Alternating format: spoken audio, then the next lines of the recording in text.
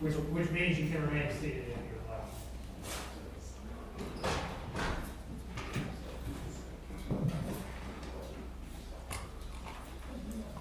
Judge Brella, excuse me, will they turn on the courtroom camera? Yeah, can you guys go ahead and do that? Thank you. Okay, show court's in session. Mr. Tillis is present before the court with his attorneys and the state. We're here today for sentencing. Mr. Tillis was found guilty by a jury on, what day was that? What day was it? April the 9th was April the 9th, is that right? verdict on the guilt Guilt phase. phase? Yeah. All right, he was found guilty on April the 9th of first-degree murder, kidnapping, and abuse of a dead body. Is that correct? Those are the three Yes. Yes, sir. convictions or three charges. Has a motion for new trial been filed? Yeah, but under the rules, with a capital case, you aren't able to file it until we were starting to work on it, but I saw that rule that once you enter your sentence, then the time starts to file that. So Okay. we'll get it filed. I don't know if actual hearing will be necessary. State and I were talking about that. Okay, but you're abiding obviously by the appropriate rules and timeframes, and we're prepared to go forward with sentencing today? Yes. State's ready now. How do you wish to proceed? Do you want to go to any victim impact evidence first, or? No, Your Honor, I think we should, the state has no victim impact evidence other than a couple things I'll put on the record. But we should start with the PSI, Okay, if that's okay with the court. absolutely. I noticed a couple errors. They're all minor in nature. I just wanted the PSI corrected properly. I know the council has a copy as well, defense counsel. Beginning as counsel just indicated on the first page, first-degree murder is a capital crime, not a life felony. So although the minimum mandatory is life, the degree of crime should say capital. Before we go any further, Madam Clerk, do you have the original? I do not. No, you can give it to me. I don't have that. I may have it in the back. While we're doing this, can you actually get a hold of Ms. Gardner and see if she's got the original? So I can make those changes to the original. All right, go ahead, Mr. Mizrahi. And like I said, they're minor, so that it's, it should say capital instead of life. The kidnapping is a first PBL as opposed to just a first. And on page 15, there indicates that there's no restitution. The state has filed a restitution order in the amount of $980 for victims' crimes compensation. Is there any objection to the restitution order? No. Object to everything from now on. All right, there's no legal objection to the restitution order. Court will sign the restitution order. Go ahead, Mr. Mizrahi. Those were the errors that the state saw. That was it. Any corrections or objections to the PSI from the defense? No.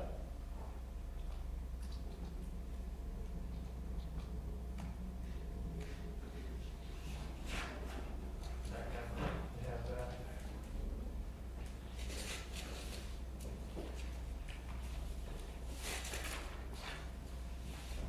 Okay, The next step, Your Honor, is the state filed a notice of intent to classify this defendant as a habitual felony offender based on 2 prior judgment and sentences. Both of those judgment and sentences were entered in the penalty phase of this trial. They were the attempted kidnapping on 3/22/1994 in Hillsborough County, Florida. There was a child abuse on August 5th, 2008 in Jacksonville, Duval County, Florida. The state has relied on them. And that is what we gave our notice of relying to classify this defendant as a habitual felony offender. In addition, the state has filed the Department of Corrections certified business record with its seal indicating that the defendant was released in 2012, it was February 5th, 2012, for child abuse, which would make it within 5 years of the instant offense. And so we're relying upon all of those to classify this defendant as a habitual felony. And I see the packet from the Department of Corrections, what we colloquially refer to as the crime and time report. Correct. Is there any legal objection to that document being introduced into evidence? No legal objection. All right, court will receive that. Have you already marked it? No. All right. Is that gonna be one? Yes, sir. And the judgment and sentences were entered into the record for the penalty phase. Okay, so we'll consider this a separate portion of the sentencing proceeding. The state seeking the habitual offender sanctions is a separate portion of the sentencing proceeding here today. Obviously, or correct me if I'm wrong, the state's notice of intent to seek habitual offender sanctions does not affect the imposition of the sentence in count 1. The state will only be seeking that as to counts 2 and 4. Is that correct? Correct, Your Honor. And the notice actually just deals with count 4. Because count 2 is punishable by life, there's no real need to sentence him. Well, I think I'm not you can disagreeing with you. Legally, you're still entitled to seek that sanction in count 2, but you're only seeking it in count 4. Yes, Your Honor. That's what I provided notice for, seeking 30 years in prison.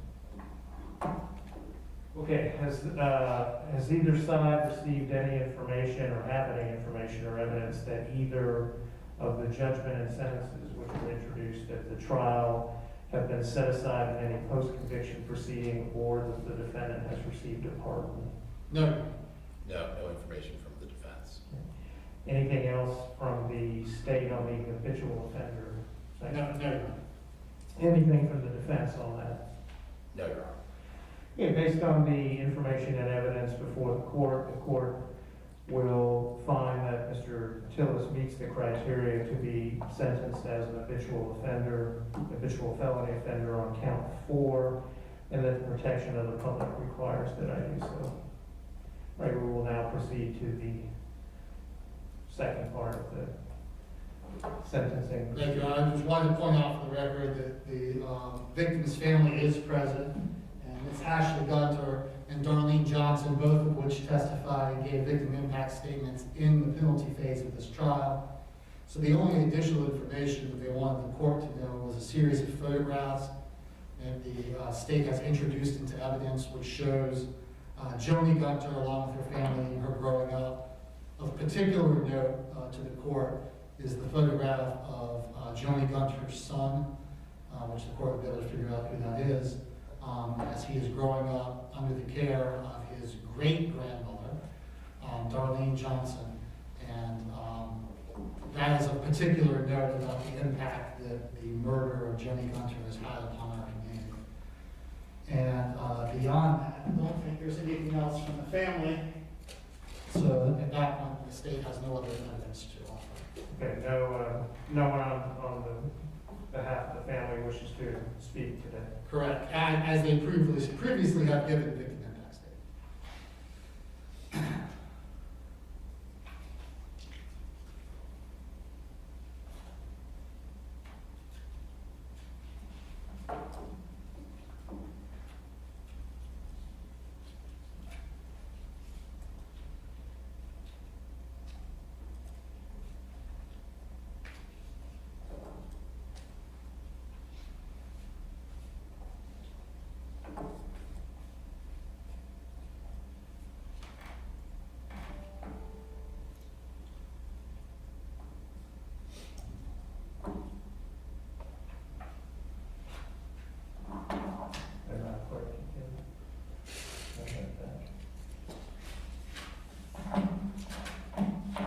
Right, so that's all the evidence in aggravation. Correct.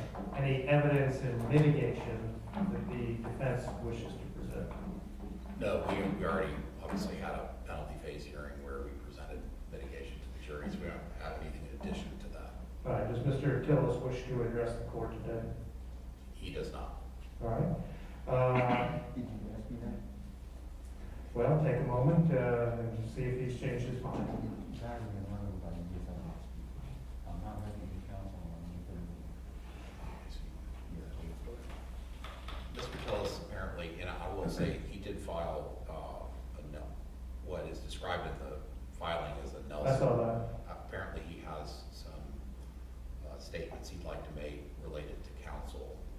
So, Well, is it related to the latest Nelson petition filed by Mr. Tillis? If it is, the court is considering that premature as it deals, court reviewed it, and it deals with council not filing a notice of appeal, which of course would be premature at this point. The court hasn't even imposed sentence yet.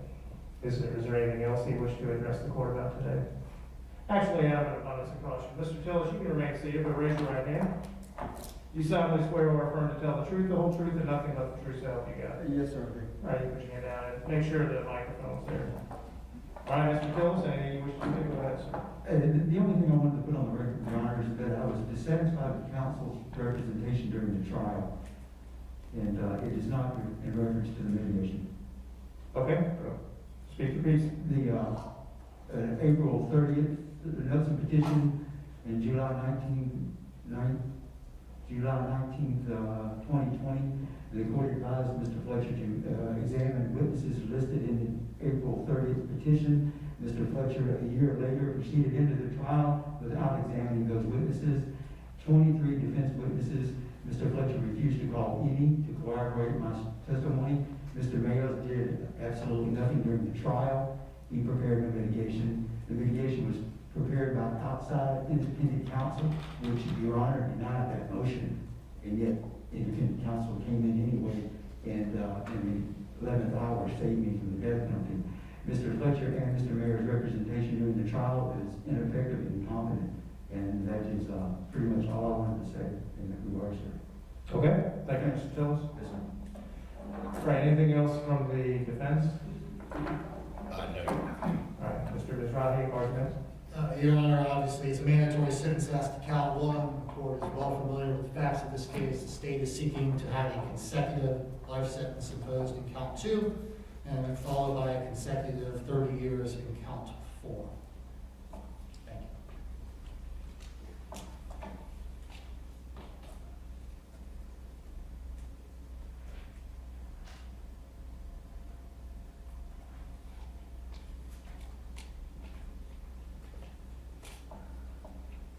Okay, thank you, Mr. Mizrahi. Mr. Mayers, Mr. Fletcher, anything else from the defense before the court pronounces sentence?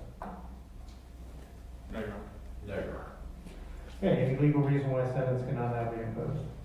No, Your Honor. No, Your Honor. All right, Mr. Tillis, if you'll come forward to the podium, sir, accompanied by one or more of your attorneys.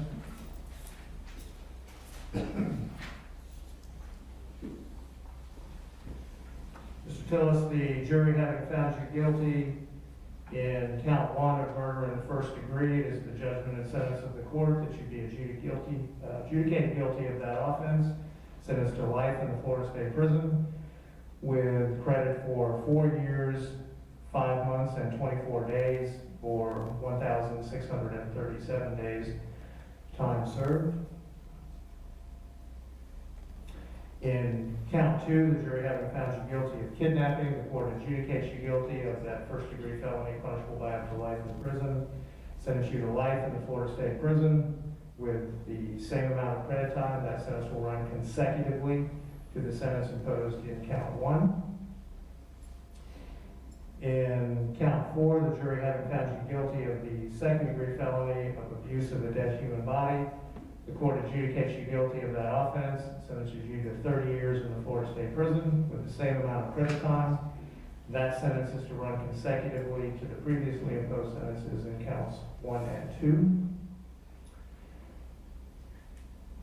Madam Clerk, standard court cost, is that right? Yes, $518. Are there any other costs the court needs to impose? no. Okay. Mr. Tillis, Yes, sir. is it justice for you to receive life in prison versus the other possible sentence? It is not for this court to say, determine, or even contemplate. All I can tell you is that it is the intention of this court that you never again be allowed to live among civilized people. You have 30 days to appeal this sentence if you believe it to be unlawful. If you cannot afford an attorney, one will be appointed for you. Mr. Mayor, am I appointing the office of the public defender? I was going to ask the court to make that finding that he remains indigent and would qualify for the office of public defender. Obviously, there'll be some pleadings that we need to file as trial counsel, but yes. I will make that finding and appoint the office of the public defender to appoint Mr. Tillis for purposes of appeal. That will conclude the hearing in this case.